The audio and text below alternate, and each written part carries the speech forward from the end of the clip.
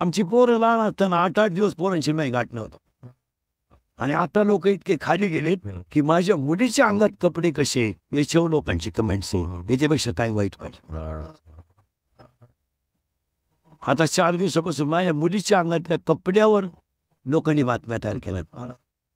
पण तिच्या बापानं मला द्या घोडे, तुम्ही मला घोडे लावा, माझा पिंड गेलाय. माझ्या मुलाचा मुलीचा काय दोष आहे. पण ह्या कॅमेरावाल्यांनी 8 दिवसात माझं जगणं मुश्किल करू नका.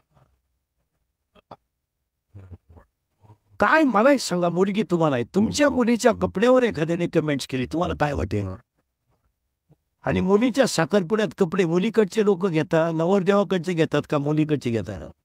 मग कपडे त्यांनी आणले असतील का म्या घेतले असतील. मग एवढी तरी क्लिप टाकणाऱ्याला लाज पाहिजे ना.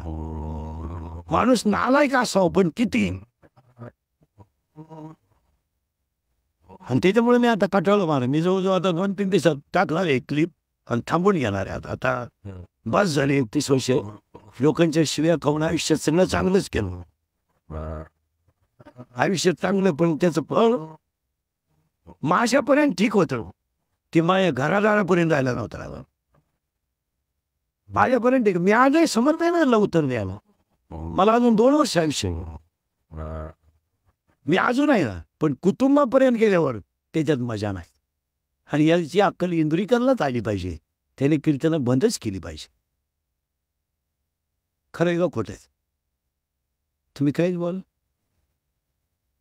हे त्याने बंद केले पाहिजे. त्याला लाज वाटली पाहिजे की आता कमेंट करणारे लोक बोलायला लागले, आता इंदुरीकरने फेटा ठेवून द्यावा, त्याचं त्याने चांगलं सजावं. आम्ही 2-3 दिवसापासून विचार करतोय. मी 1-2-3 दिवसात घेणार निर्णय मी. तर ते मजा नाही राहिली त्याच्यात.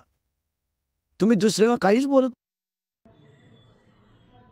इंदुरीकर, तुमच्या कीर्तनामध्ये जेव्हा दुसऱ्यांच्या मुलीच्या, दुसऱ्यांच्या घरच्यांच्या आई वडिलांची बदनामी होत होती तेव्हा तुम्हाला काहीच वाटलं नाही. आणि जेव्हा तुम्ही मुलीचा साखरपुडा शाही थाटात साजरा केला, आम्हाला त्याची अडचण काहीच नाहीये.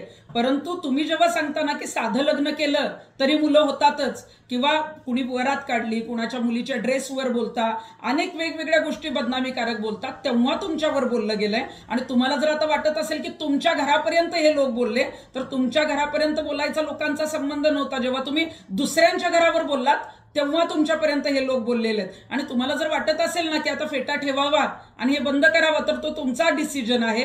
कारण तुम्ही जेव्हा दुसऱ्यांना बोलता तेव्हा तुम्हाला मजा वाटते, तेव्हा तुम्ही हसता, तुम्ही टाळ्या वाजवायला लावता. आणि जेव्हा तुमच्या घरापर्यंत आलं तेव्हा मात्र तुम्हाला वाईट वाटतंय. तुम्हाला कीर्तन करायचंय नाही करायचंय हा तुमचा प्रश्न आहे. शेवटी कीर्तन नसतंच, ती कॉमेडीच असते. त्यामुळे आता कीर्तन बंद करा तुम्हाला जर वाटत असेल तर, आणि कॉमेडी शो सुरू करा.